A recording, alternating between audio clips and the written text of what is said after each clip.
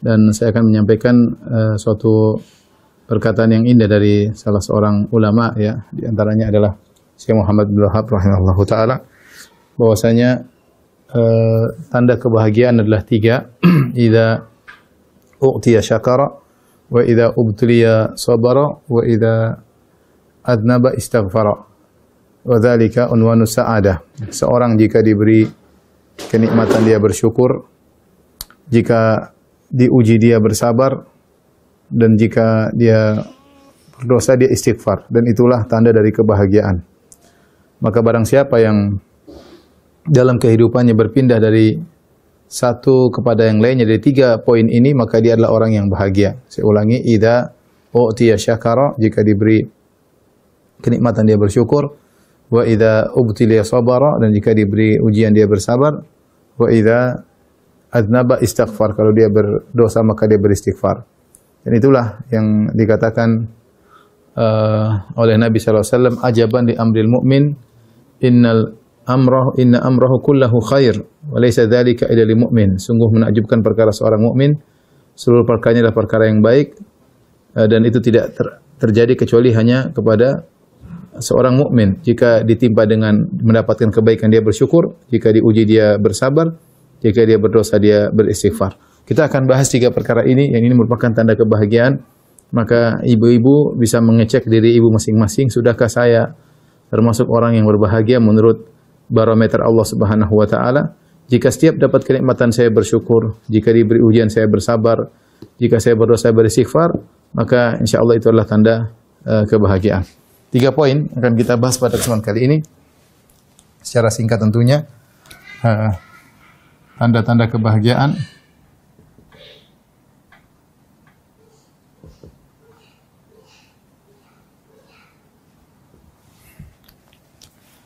Yang pertama, ya, idza u'tiya syakara, jika dapat kenikmatan bersyukur.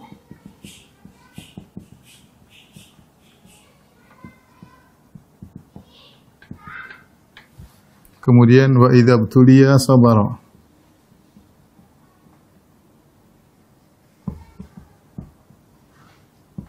jika diuji bersabar.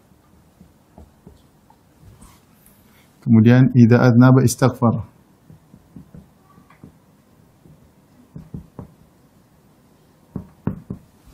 jika berdosa beristighfar. Baik, inilah 3 poin yang akan kita bahas ibu-ibu pada siang hari ini. Yang pertama, perhatikan, di antara ciri-ciri orang yang berbahagia adalah jika dia diberi kenikmatan maka dia bersyukur. Ya, bagaimana cara bersyukur?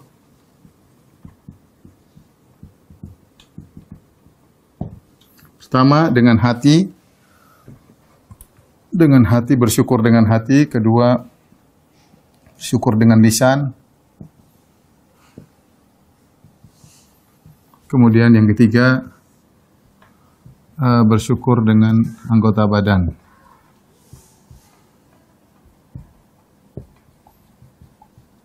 Baik. Adapun bersyukur dengan hati, maka dengan 2 cara, ya, ibu-ibu. Yang pertama adalah mengakui segala kenikmatan hanya dari Allah.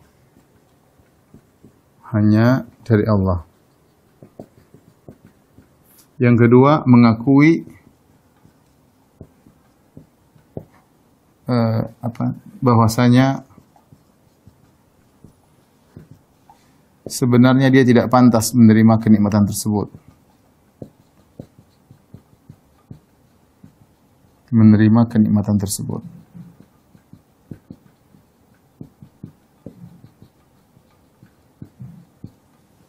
Inilah bersyukur dengan hati. Yang pertama, kalau kita mau dikatakan kita bersyukur dengan hati, yaitu kita mengakui nikmat tersebut semata-mata dari Allah Subhanahu, dari hati. Ya, dari hati kita mengakui segala nikmat yang kita rasakan murni dari Allah Subhanahu. Dan ini berlawanan dengan ujub. Ini lawannya ujub, ya. Lawannya ujub.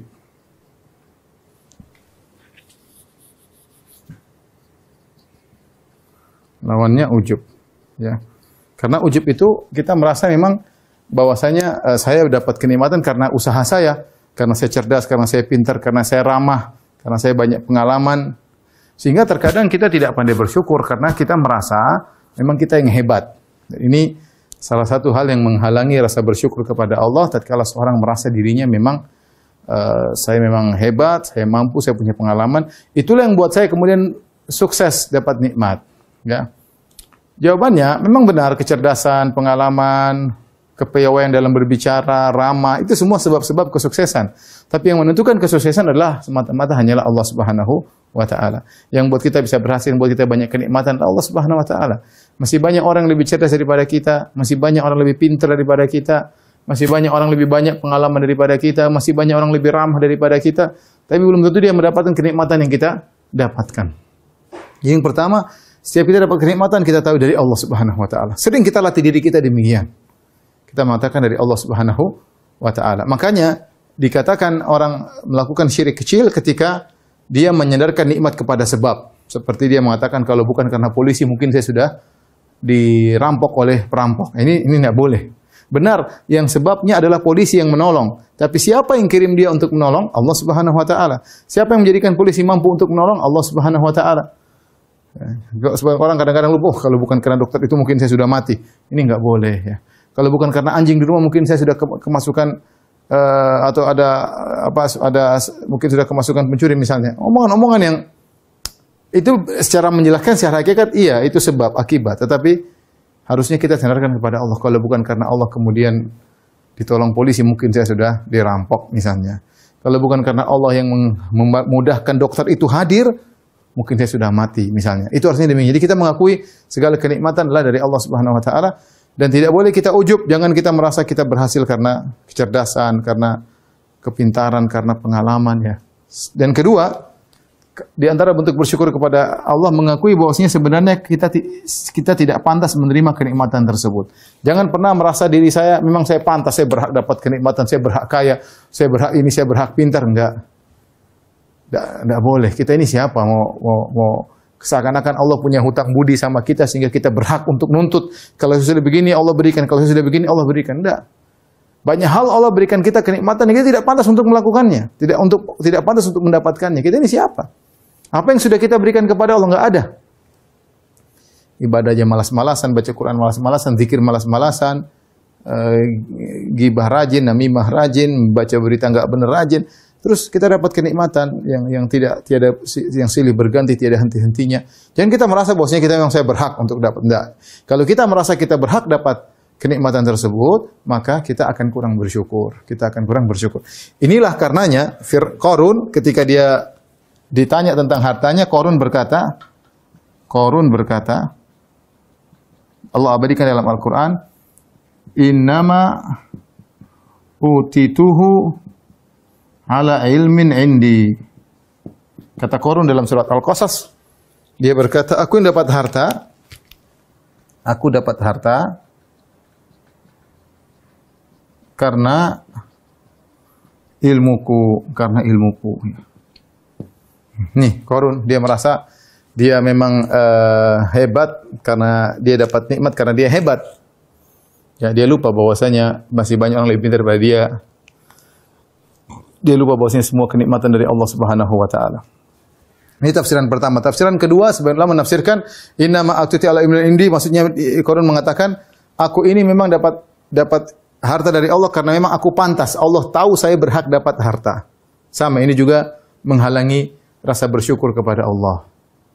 Maka di antara zikir pagi petang yang indah, ibu-ibu jangan lupa untuk dibaca. Ibu insya Allah sudah hafal. Cuma saya ingin ingatkan di antara zikir pagi petang kita ngomong apa? Abu'u laka binikmatika alayya. Artinya, ya Allah, aku mengakui nikmat yang kau berikan kepadaku di pagi hari. Ini pengakuan. Aku mengakui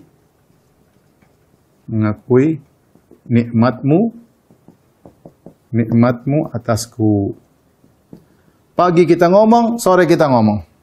Sehingga kita nggak ujub. Nanti kita punya ini, karena saya begini, karena saya rajin, karena saya ini. Ini kadang kita lupa. Sehingga kita kurang bersyukur kepada Allah Subhanahu wa taala. Maka saya ingatkan, jangan lupa kalau kita lagi baca zikir pagi petang, Abu ulaka bi ni'matika alayya, ya Allah aku mengakui segala nikmat yang Kau berikan kepadaku. Dalam hati kita hadirkan. Dalam hati kita hadirkan. Sering-sering kita merenungkan kita ini bukan siapa-siapa, Allah berikan kita terlalu banyak. Kita apa yang kita lakukan pada Allah tidak ada apa-apanya, kita ibadah masih kurang. Salat kurang, zikir kurang, kita masih banyak maksiat, tapi Allah terus berikan kita kenikmatan. Allah masih bikin kita ngaji, Allah masih bikin kita ingat kepada Dia. Ya, banyak orang diberi sedikit nikmat lupa mengingat Allah Subhanahu Wa Taala. Kita bersyukur, ya kita bersyukur. Tapi kemudian bersyukur dengan lisan. Bagaimana cara bersyukur dengan lisan? Pertama, mengucapkan alhamdulillah. Alhamdulillah. Yang kedua adalah tahadduts bin nikmat.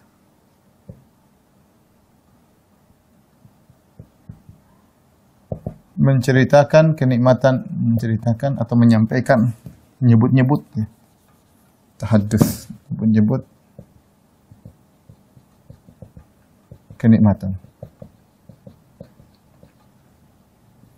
Dalam rangka bersyukur, bukan pamer atau sombong.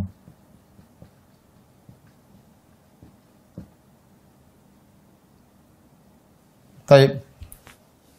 Bagaimana cara ibu bersyukur dengan lisan? Ya. Bagaimana cara bersyukur dengan lisan? Caranya pertama dengan sering mengucapkan alhamdulillah. Alhamdulillah. Makanya ibu-ibu kalau sudah habis sholat, ibu-ibu sholat di rumah, assalamualaikum warahmatullahi wabarakatuh, assalamualaikum warahmatullahi wabarakatuh, zikir dulu ibu-ibu. Alhamdulillah, alhamdulillah, alhamdulillah, alhamdulillah. Jangan kali kita nikmati, dinikmati.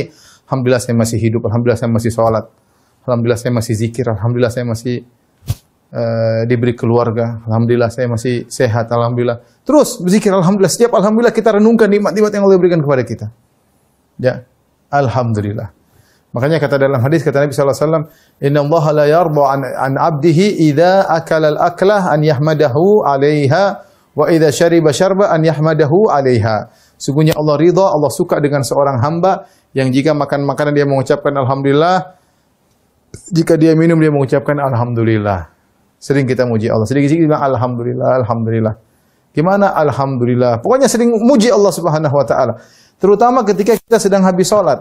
Benar-benar renungkan, kita bilang alhamdulillah, alhamdulillah, alhamdulillah, kita renungkan agar kita benar-benar bersyukur kepada Allah Subhanahu wa taala. Yang pertama, ya, apa-apa kita bilang alhamdulillah karena Allah, alhamdulillah gitu, ya. Tapi benar-benar kita bersyukur. Yang kedua di antaranya Allah berfirman, wa amma bi ni'mati rabbika fahaddits, adapun nikmat Rabbmu maka ingat, sebut-sebutlah. Maksudnya apa ibu rahmatillah subhanahu wa taala? Kita ini sering lalai dengan nikmat yang Allah berikan pada kita. Enggak ada salahnya kita kumpul dengan anak-anak, kita bilang, "Nak, dulu Abi dulu Masya Allah dulu Abi dulu enggak punya apa-apa, dulu waktu kamu lahir rumah Abi masih ngontrak cuma 3x4 belum diplester. Sekarang alhamdulillah kita udah punya rumah, alhamdulillah. Ibumu dulu waktu Abi nikah masih kurus, kerenteng, sekarang udah gembrot, alhamdulillah, nikmat." Ya Allah, sebutkan nikmat-nikmat yang Allah berikan kepada alhamdulillah. Ya, dulu kita nggak ngaji, sekarang kita ngaji. Ini kita sebut-sebut nikmat tersebut kepada orang yang kita dekat. Bukan orang yang hasad sama kita, sama kawan. Aduh saya dulu kayak apa dulu ya. Dulu alhamdulillah Allah kasih hidayah. Ini nikmat, kita cerita.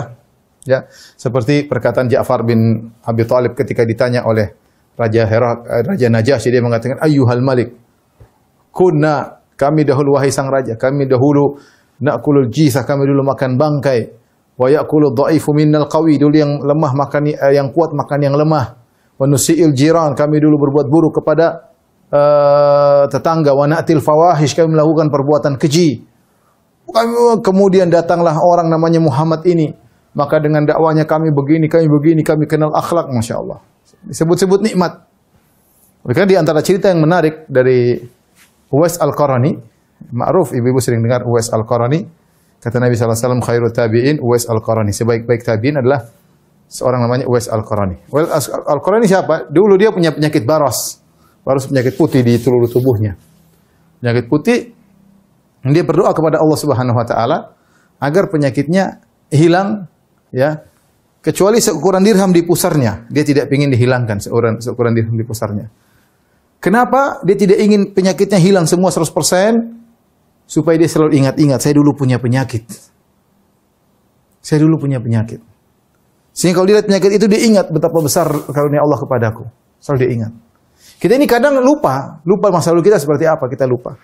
Sehingga kita tidak bersyukur kepada Allah Subhanahu wa taala. Apalagi sifat manusia, innal insana rabbih lakanud, suka berkeluh kesah. Yang diingat adalah keburukan-keburukan, sementara kebaikan Allah dilupakan. Jadi ini di antaranya bersyukur dengan lisan ibu-ibu, jangan lupa sering mengucapkan alhamdulillah, dapat pahala ibu-ibu. Lagi habis salat, alhamdulillah, alhamdulillah, alhamdulillah, alhamdulillah. Nikmat luar biasa. Tapi ingat, ketika menyebut kenikmatan bukan untuk sombong. Oh, saya dulu begini, sekarang begini. Jangan, itu namanya sombong namanya. Bukan itu yang Allah ingin. Anda anti nyebut-nyebut kenikmatan bukan untuk sombong. Alhamdulillah, suami saya baru beli mobil baru. Bukan begitu, bukan itu maksudnya untuk sombong, untuk pamer, enggak. Tapi anti nyebut-nyebut kenikmatan untuk bersyukur kepada Allah. Untuk bersyukur kepada Allah Subhanahu wa taala. Kemudian bersyukur dengan anggota badan. Bagaimana cara bersyukur anggota badan? Paling mudah adalah dengan beramal soleh.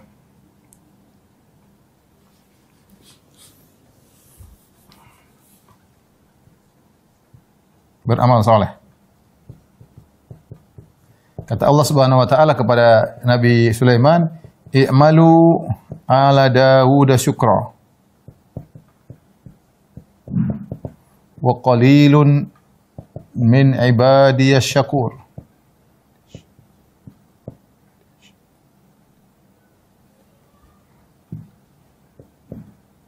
Kata Allah Subhanahu wa taala, "Beramalah wahai keluarga Daud," yaitu Sulaiman, anaknya Daud, sebagai bentuk syukur kepada Allah dan hanya sedikit hambaku yang pandai bersyukur. Makanya Nabi SAW ketika sholat sampai kakinya bengkak, maka istrinya bertanya, "Ya Rasulullah, engkau sholat sampai kakimu bengkak?" Kata Nabi SAW, "Afala akunu abdan syakur." Kenapa aku tidak menjadi hamba yang pandai bersyukur? Bukti nyata seorang pandai bersyukur adalah beramal soleh. Kalau seorang merasa dirinya bersyukur tapi dia malas ibadah, malas sholat, malas zikir, malas baca Quran, ini sebenarnya tidak bersyukur, omong kosong aja. Dia hanya ngomong saya bersyukur, buktinya nggak ada. Di antara bukti Anda bersyukur adalah Anda beramal soleh. Jelas itu.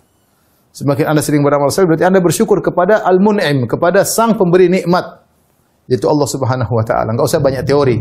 Anda banyak beramal soleh, bersyukur. Kalau enggak beramal berarti enggak bersyukur, omong kosong Anda ngaku-ngaku bersyukur. Ini satu, beramal soleh. Di antaranya sujud syukur. Sujud syukur ketika dapat kenikmatan spesial. Kenikmatan atau anugerah spesial. Contoh naik pangkat, bersyukur. Contoh, dapat nama keluar bisa haji, bersyukur, alhamdulillah. Kumpulkan uang bisa umroh, sujud syukur, alhamdulillah. Banyak hal kita bisa sujud syukur. Syukur kepada Allah Subhanahu wa taala, banyak nikmat. Ya, sujud syukur yang benar tidak perlu berwudu. Kapan kita dapat kenikmatan, langsung sujud syukur, enggak apa-apa, langsung menghadap kiblat, langsung sujud syukur kepada Allah. Bentuk kita mengakui kenikmatan dari Allah Subhanahu wa taala. Kita nggak biasa aja. Kalau saya di Saudi, teman-teman saya mudah sekali sujud syukurnya. Kita lagi ngobrol nih. Saya pernah bertamu dengan teman-teman, ada kepala polisi di Masjid Nabawi, teman saya dulu. Dia sudah pensiun. Kita lagi ngobrol. Tentang dakwah nih, tahu-tahu, berhasil. Masya Allah, dia langsung Allahu Akbar, langsung sujud syukur. Saya kaget, orang-orang kita susah sekali sujud syukur. Bisa dihitung dengan jari sujud syukur dalam seumur hidup, entah sekali, entah dua kali, mungkin ada yang nggak pernah sujud syukur. Tapi kalau di sana mereka biasa. Dapat kenikmatan mereka bersyukur. Karena mereka bersyukur memang nikmat dari Allah. Kita ini siapa? Sujud syukur kepada Allah Subhanahu wa taala. Sujud, enggak usah wudu, enggak ada masalah. Allahu Akbar, sujud menghadap kiblat. Ya. Teman-teman banyak saya sering lihat kalau mereka lagi diuji S2, S3, kemudian diumumkan lulus, sujud syukur. Insyaallah. Ya, jadi di antara sujud syukur. Di antara bentuk bersyukur kepada Allah dengan anggota badan adalah dengan misalnya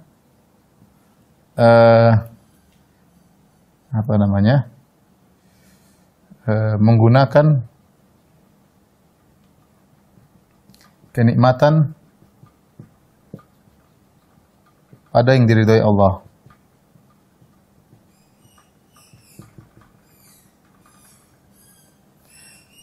Kalau punya kenikmatan ya gunakan, punya uang gunakan yang baik-baik, diberi kenikmatan kekuatan tubuh untuk yang baik, untuk apa namanya ibadah. Ada orang tubuhnya sehat luar biasa, badannya kekar tapi sholat subuh nggak bisa bangun, ya. Untuk buka matanya yang cuma ringan nggak bisa dibuka. Padahal juara binaraga kali ya, seperti itu ya. Ya kita banyak melanggar hal ini. Kita punya telinga, kita gunakan yang dengar yang enggak. Dengar gibah namimah, punya mata kita lihat yang halal yang haram, punya lisan kita gunakan untuk maki-maki orang, merendahkan orang, punya jari kita gunakan untuk WhatsApp yang enggak benar, untuk komentar yang enggak benar ya. Jadi tanda bersyukur kita gunakan nikmat yang Allah berikan kepada kita untuk keridhaan Allah Subhanahu wa taala. Di antara tanda bersyukur tidak medit. Tidak medit tahu ya Ibu? Bahasa Jawa Timuran kali ya, tidak medit. Ya. Nabi SAW pernah melihat seorang laki, dia pakai baju yang lusuh. Maka Nabi bertanya, hal atakallahu malan? Kau dikasih harta oleh Allah atau tidak? Kata dia, ya Rasulullah saya dapat harta. Maka Rasulullah berkata, idza atakallahu malan falyara atharah alaik. Kalau Allah kasih kau harta, tunjukkan kepada Allah buktinya kau dapat harta. Artinya jangan pakai baju yang lusuh. Kecuali kau nggak punya duit lain cerita. Kalau kau punya uang ya pakai yang wajar-wajar, pakai yang baju yang bagus, bukan baju yang buat sombong, tidak, tapi baju yang wajar yang rapi lah. Rapi, kemudian punya kendaraan. Jangan sudah kaya raya masih medit pakai motor butut. Jangan sudah kaya raya pakai baju yang lusuh-lusuh. Kalau ditanya, saya nggak punya apa-apa, saya nggak punya apa-apa, selalu begitu. Seakan-akan orang yang nanya mau mengambil duit dia, sehingga dia selalu bohong, padahal dia punya apa-apa. Saya nggak punya apa, saya hidup susah banyak itu. Orang ada seperti itu, saking meditnya.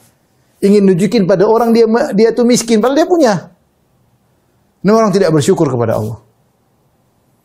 Ya. Uang ditahan-tahan, tidak mau dikeluarkan buat istri, buat anak, buat sedekah, tidak, medit. Ya, ini orang tanda tidak bersyukur kepada Allah Subhanahu wa taala. Maka ibu-ibu yang dirahmati Allah Subhanahu wa taala, kalau ibu-ibu ingin bersyukur, kalau saya juga ingin bersyukur, maka amalkanlah ini semua. Ini di antara cara bersyukur kepada Allah Subhanahu wa taala. Baik.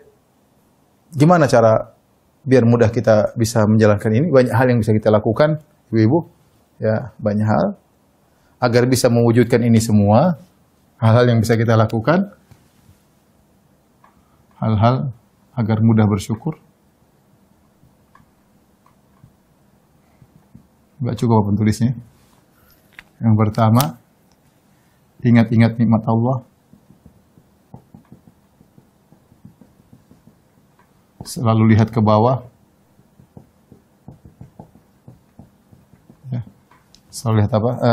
Ingat nikmat Allah, nikmatnya banyak. Ingat ini saya punya ini, alhamdulillah. Saya alhamdulillah dapat dulu begini, sekarang mungkin alhamdulillah. Ingat terus, sering ingat. Ya, sering ingat. Kemudian lihat ke bawah, jangan pernah lihat ke atas. Ibu lihat ke bawah yang susah-susah. Jangan lihat, oh ibu itu tasnya mewah, oh itu ininya mahal. Jangan. Kalau gitu kita nggak pernah bersyukur. Makanya kata Nabi SAW, la tanzuru ila man fawqakum, walakin inzuru ila man asfala minkum, fa innahu ajdaru alla tasdaru ni'matallahi alaikum. Lihat ke bawah kalau masalah dunia. Jangan lihat ke atas. Lihat ke atas nggak pernah selesai. Kalau kalian lihat ke bawah, kalian akan tidak meremehkan nikmat Allah. Bersyukur. Lihat ke bawah, masih orang lebih susah daripada saya. Masih banyak orang susah, apalagi masa pandemi. Banyak sekali orang susah. Kita lihat orang aja, kita kasihan. Laporan banyak ustadz, dia nggak kerja, sekarang pandemi susah, sekarang begini. Tadi begini, sekarang begini. Ya. Jadi telepon teman ada dari Malaysia. Bukan cuma kita ibu-ibu ya. Orang-orang Malaysia juga, teman saya dari Malaysia cerita. Ustadz, saya punya kenalan ustadz. Pilot dia ustadz. Sekarang jualan nasi kuning di depan apartemen di Malaysia. Ya, mudah-mudahan sekarang sudah nggak. Itu musim pandemi, waktu masih rame-rame. Maksud saya, kita ke bawah, banyak orang yang susah. Alhamdulillah kita masih makan, masih bisa tidur, masih bisa aktivitas, kita masih bisa ngaji. Ya, masih banyak ya. Terlalu banyak nikmat yang Allah berikan kepada kita. Lihat ke bawah, jangan pernah lihat ke atas. Lihat ke atas melulu, repot. Kita nggak pernah bersyukur. Ibu-ibu yang suka ngelihat ke atas dong. Ngelihat barang-barang mewah melulu, ya kapan mau bersyukur? Lupa diri. Sudah musim-musim pandemi masih lihat tas-tas mahal. Nanti kalau punya duit lagi beli tas mahal, musim pandemi suami lagi susah, ngelihat tas branded ya. Sepatu branded, sendal branded, ya lama-lama suaminya jadi bandit ya. Jangan. agar kita pandai bersyukur. Sering juga apa? Ingat kematian. Ingat kematian. Kapan lagi mau bersyukur? Ibu udah tua, di antara ibu-ibu ada yang udah tua, ada 50-an, 60-an, ada yang rambutnya udah putih seluruh. Kalau dulu rambut putih bisa dihitung, sekarang rambut hitam bisa dihitung. Ada yang rambut nggak ada hitamnya lagi, semua udah putih. Ya. Udah muka udah keriput, tangan udah keriput sudah, mau diapain? Mata udah mulai rabun. Udah nggak seger lagi badannya, udah tua mau diapain? Udah terus ingat kematian agar kita pandai bersyukur kepada Allah. Banyak beramal soleh ya. Ini ibu-ibu perhatikan, semoga ibu-ibu semua bisa menjadi wanita-wanita yang soleha yang pandai bersyukur kepada Allah Subhanahu wa taala. Baik, kita lanjutkan. Yang kedua, idzab tuliya sabara. Di antara tanda kebahagiaan adalah jika diberi ujian bersabar. Ya. Jika diberi ujian bersabar. Orang yang bersabar ya pahalanya besar. Maka agar kita bisa bersabar ya. Sebentar, cara bersabar. Bagaimana cara bersabar? Tahan lisan, tahan hati, tahan lisan, tahan anggota tubuh.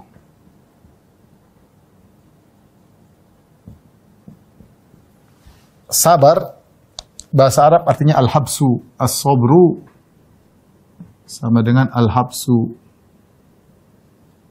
Al-habsu sama dengan artinya menahan. Makanya, apa maksudnya bersabar? Yaitu menahan. Tahan hati, tahan lisan, tahan anggota. Tahan apa? Tahan dari segala hal yang menunjukkan protes kepada. Tahan dari segala hal yang menunjukkan protes kepada.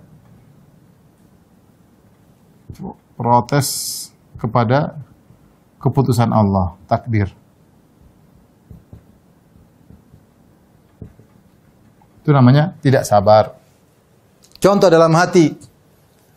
Contoh ya, tidak sabar. Ya Allah, dalam hati kenapa aku diberi ujian seperti ini ya Allah? Itu namanya nggak sabar. Seakan-akan Allah nggak ngerti. Allah nggak ngerti, kok kasih saya seperti ini ya Allah? Itu namanya tidak sabar. Tapi harusnya kita usulkan ya udahlah. Memang saya tidak suka dengan ini, tapi saya yakin Allah punya hikmah di balik ini. Itu contoh. Kita menahan hati. Jangan sampai kita suudzon kepada Allah Subhanahu wa taala. Jangan sampai kita menuduh Allah ini enggak benar. Jangan sampai kita menuduh Allah tidak adil. Kenapa saya diginiin? Banyak orang seperti itu ketika Allah tidak adil. Apa salah saya? Ya, terkadang diungkapkan dalam hati. Hati kita harus apa? Harus kita latih. Jadi menahan hati, jangan sampai kita mikir yang enggak. Kalau ada kepikiran macam-macam, astagfirullah. Jangan. Yang kedua, menahan lisan. Menahan lisan juga sama. Menahan lisan artinya jangan kita ucapkan kata-kata yang menunjukkan kita enggak protes dengan keputusan Allah. Misalnya kita bilang, ini penyakit kok enggak hilang-hilang seperti itu. Aduh, ini pandemi kok enggak hilang-hilang. Ini pandemi kok enggak hilang-hilang misalnya. Tapi kita lihat ibu, jadi jangan lisan. Kadang-kadang kita nggak sabar, kita bilang, aduh kok pandemi kok seperti ini. Kita protes sama Allah Subhanahu Wa Taala. Kita protes. Jadi kita ngungkapin, kita ngeluh tentang Allah, itu namanya tidak sabar. Ngeluhkan Allah.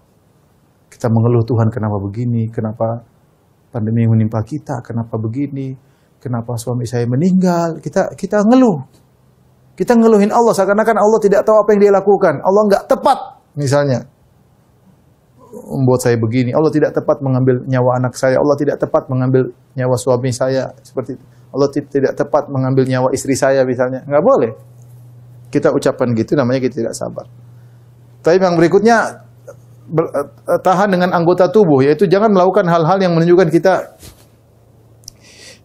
nggak sabar. Seperti kata Nabi SAW, Laisa minna man darabal khududa wa syaqqal juyuba wa da'a bid'awal jahiliyah. Bukan dari golongan kami orang tatkala terkena musibah dia robek-robek bajunya, dia tampar-tampar wajahnya. Kalau orang Indonesia mungkin jambak-jambak rambutnya. Sebagian mereka mukul-mukulkan kepala di tembok ya. Banting sana, banting sini. Laisa minna man darabal khududa wa syaqqal juyuba wa da'a bid'awal jahiliyah. Bukan dari golongan kami orang terkena musibah, pukul-pukul pipi, robek-robek baju, seru dengan seruan jahiliyah. Ah, kau celaka aku. Nggak boleh. Itu namanya tidak bersabar dengan anggota tubuh. Banting sana, banting sini. Namanya orang bersabar adalah demikian. Harus bersabar, jaga hati, jaga lisan, dan juga jaga anggota tubuh. Baik. Perhatikan di sini, jaga hati. Jaga hati. Harus ridho. Harus ridho. Ridho dengan keputusan Allah. Dengan keputusan Allah. Takdir Allah. Meskipun pahit. Meskipun hati tidak suka dengan musibah yang menimpa. Meskipun berat menghadapi musibah. Kita yang penting sabar. Kita bukannya senang dikasih musibah, enggak. Kita juga enggak suka. Tapi kita ridho dengan keputusan Allah. Untuk masalah keputusan Allah kita harus ridho. Untuk masalah musibah kita sabar. Kita harus sabar. Ya. Ada orang yang lebih hebat lagi, dia ridho dengan musibah, bukan ridho dengan keputusan Allah saja. Ridho dengan musibah, dia senang. Dapat musibah dia senang. Dia tahu musibah ini manfaatnya banyak misalnya. Tapi itu tidak wajib. Yang wajib adalah kita bersabar dan wajib ridho dengan keputusan Rabbul Alamin. Karena Allah Maha mengetahui segala sesuatu, Allah Maha bijak, Allah Maha adil.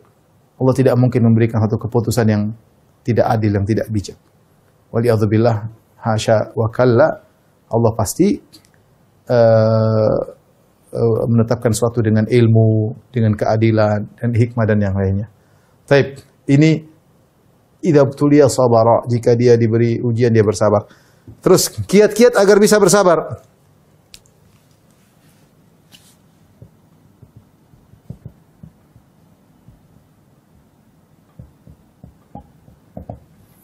Pertama, meyakini semua sudah ditakdirkan.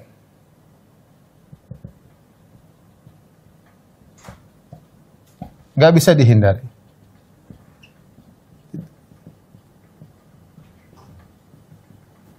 Tidak bisa dihindari. Inna Allah kataba maqadir al-khalaiq qabla an yakhluqa as-samawati wal ard bi 50 alf sanah. Allah telah mencatat seluruh takdir semua makhluk 50.000 tahun sebelum menciptakan langit dan bumi. Bukan 50.000 tahun sebelum menciptakan antunna, sebelum menciptakan ibu-ibu. 50.000 tahun sebelum menciptakan langit dan bumi sudah ditakdirkan semuanya. Terus mau diapain? Suami meninggal, istri meninggal, bangkrut, ya. Suami ngomel-ngomel, istri ngomel-ngomel, semua sudah ditakdirkan. Kalau ibu-ibu lagi diomelin suami, ibu-ibu ngomong sama suami, "Mas, omelanmu ini sudah ditakdirkan 50.000 tahun sebelum Allah ciptakan langit dan bumi." Benar. Nggak mungkin saya hindari. Kata Nabi SAW, "Ma akhta'aka lam yakun liyusibak wa ma asabaka lam yakun liyukhti'ak." Apa yang menimpamu tidak mungkin meleset darimu. Dan apa yang meleset darimu tidak mungkin menimpamu. Sudah ditakdirkan. Ma asaba min musibatin fil ardi wala fi anfusikum illa fi kitabin min qabli an nabra'aha inna dzalika 'ala Allah yasir. Tidak ada satu musibah yang menimpa di bumi atau menimpa kalian kecuali telah tercatat di Lauhil Mahfuz. Semua sudah tercatat. Kalau kita ya sudah takdir mau diapain? Orang sangat mudah diberi kesabaran ketika dia mau mengatakan sudah takdir. Ya. Yang kedua, ketika di musibah kita bilang innalillahi wa inna ilaihi raji'un, bilang istirja. Al-istirja. Istirja itu tadi innalillahi wa inna ilaihi raji'un. Inna lillahi wa inna ilaihi raji'un. Itu namanya ya Allah hanya kami adalah milikmu, kami milik Allah dan kami akan kembali kepada Allah. Pertama kita terkena musibah langsung inna lillahi wa inna ilaihi raji'un. Itu langsung hati kita dikuatkan. Jadi pertama kali musibah jangan lu ngomong kamu, jangan lempar kesalahan kena kemari, langsung inna lillahi wa inna ilaihi raji'un. Langsung ucapkan demikian. Insyaallah Allah beri kekuatan. Atau mengucapkan alhamdulillah ala kulli hal. Alhamdulillah ala kulli hal. Segala puji bagi Allah dalam segala kondisi. Yakin ini semua terpuji. Allah menetapkan semua pasti ada hikmahnya. Pasti ada hikmahnya. Ini diantara hal membuat kita kiat-kiat bisa bersabar. Yang ketiga ingat, segala musibah Yang tidak kita sukai dua fungsi. Menghilangkan dosa,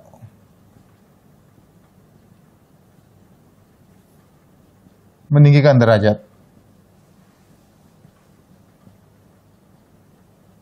Ibu, jadi kalau lagi terkena musibah, sudah sabar, dosa ibu berkurang. Ini banyak dosa ibu. Mungkin kita istighfarnya nggak beres. Tobat malas-malasan bertobat. Mau bilang astagfirullah aja malas. Baru tahu dosa banyak, mau zikir astagfirullah malas. Lihatnya di medsos, berita politik, berita ini, berita artis, ngerumpi suami orang, ngerumpi istri orang. Sebagian ibu seperti itu, tidak semua, tapi sebagian. Kapan kita mau astagfirullah? Kapan Rabbi ghfirli wa tub alayya, kapan? Nah, terkadang kita lupa untuk bertobat, Allah kasih kita musibah. Kasih musibah, menghapuskan dosa, meninggikan derajat. Makanya kata Nabi SAW, la tasubbil humma fa innaha tudhibu khotoya bani Adam kama yudhibul kirkhabatal hadid. Jangan engkau mencela demam. Sungguhnya demam itu akan menghapuskan dosa-dosa sebagaimana alat pandai besi menghilangkan karatan besi. Belum lagi tinggi derajat. Ya. Tinggi derajat, seorang dikasih musibah, kalau dia bersabar, derajat semakin tinggi, derajat semakin tinggi, derajat semakin tinggi. Yang keempat, pahala sabar besar. Seorang sering menyangka namanya pahala itu kalau baca Quran, salat malam, dia lupa sabarnya dia itu pahalanya besar.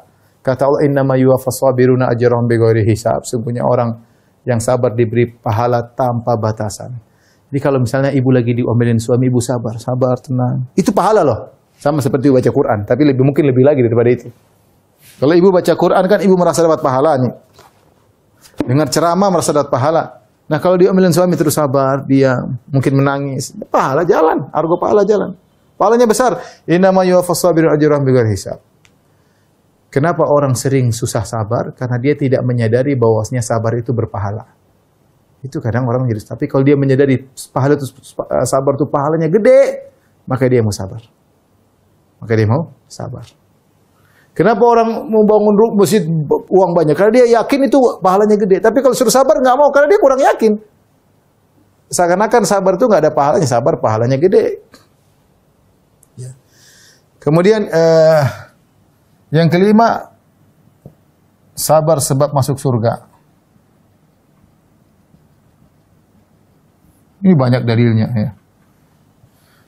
Allah mengatakan, ulaika yujzaunal ghurfata bima sabaru. Mereka masuk surga karena sabar, masuk surga karena sabar, masuk surga karena sabar, banyak sekali. Kemudian 6 ya. Bisa jadi musibah untuk mencegah yang lebih besar. Yang lebih besar. Seorang dikasih musibah nih, musibah kecil. Contoh dia mungkin lah zaman sekarang ada orang jadi pejabat, daftar pejabat ternyata kalah. Pilkada kalah, ini kalah melulu.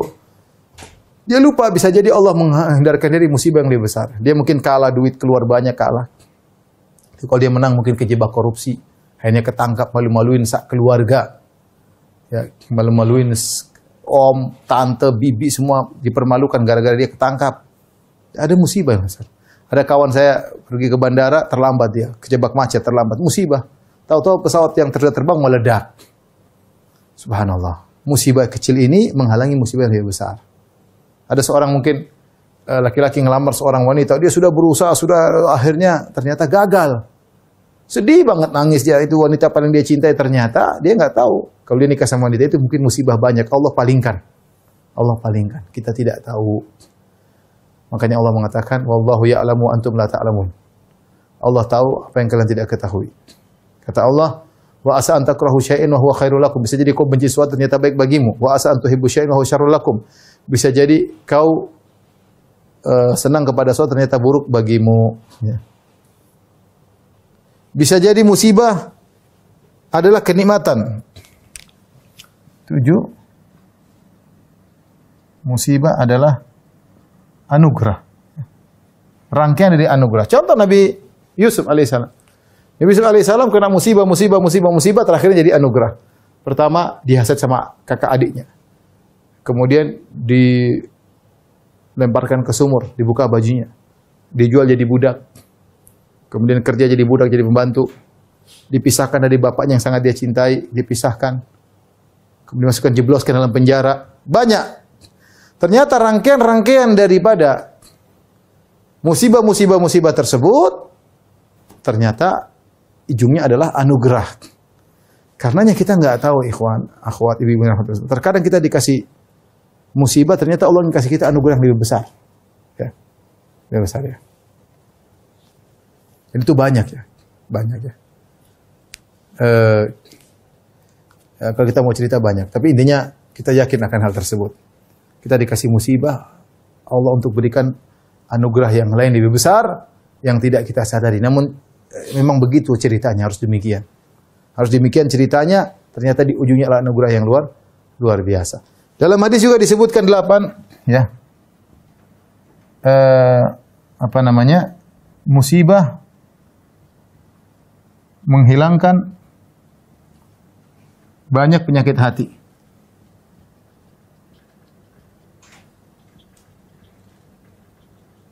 Orang kalau tidak dikasih musibah, ibu-ibu, terkadang sombong, terkadang angkuh, terkadang merendahkan orang. Tapi kalau dikasih musibah dia tahu diri.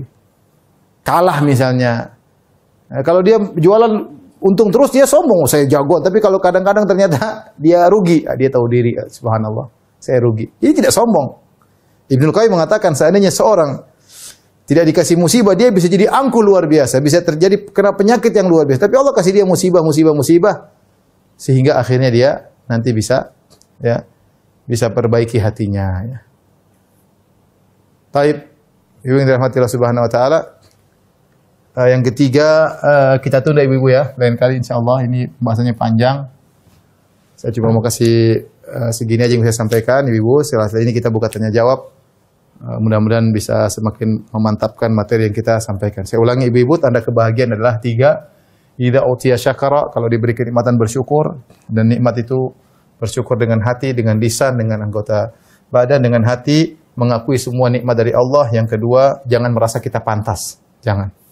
Bersyukur dengan lisan, mengucapkan alhamdulillah, kemudian kita cerita-cerita tentang nikmat yang kita dapatkan, bukan untuk sombong, tapi untuk tahu diri. Yang ketiga, bersyukur dengan anggota badan, dengan beramal soleh, sujud syukur misalnya, mengingat kenikmatan, menggunakan kenikmatan pada hal yang diridhoi oleh Allah, tidak medit ya. Cara mudah untuk bersyukur, ingat nikmat-nikmat Allah, selalu lihat ke bawah, ingat kematian. Yang kedua, idza btuliya sabara, di antara tanda kebahagiaan, kalau diberi ujian dia bersabar. Bersabar artinya menahan hati, menahan lisan, menahan anggota tubuh. Menahan hati, jangan sampai protes sama keputusan Allah. Nuduh Allah suudzon, Allah tidak adil, Allah tidak anu. Tahan lisan, jangan sampai ungkapan, ini kok enggak hilang-hilang, kenapa saya begini, itu namanya enggak benar. Tahan anggota tubuh, jangan melakukan hal yang menunjukkan ketidaksabaran, banting sana, banting sini, jambak sana, jambak sini, tampar sana, tampar sini. Enggak boleh ya. Kiat-kiat bersabar banyak, meyakini ini semua sudah takdir sehingga tidak bisa dihindari. Yang kedua, ketika kena musibah bilang innalillahi wa inna ilaihi raji'un. Yang ketiga, ingat musibah 2 fungsi, menghilangkan dosa, meninggikan derajat. Yang ketiga, pahala sabar sangat besar. Yang keempat, sabar sebab masuk surga. Yang kelima, yang keenam, bisa jadi musibah mencegah musibah yang lebih besar, kena musibah untuk menghindari musibah yang lebih besar.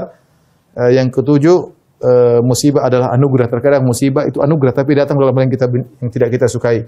Yang kedelapan, musibah menghilangkan banyak penyakit hati. Orang yang bisa menggabungkan sabar dan syukur, maka imannya sempurna. Allah sering berfirman, "Inna fi dzalika laayatin likulli sabbarin syakur." Yang demikian itu ada tanda-tanda bagi kebesaran orang, bagi siapa? Di tanda-tanda kebesaran Allah bagi sabbarin syakur yang senantiasa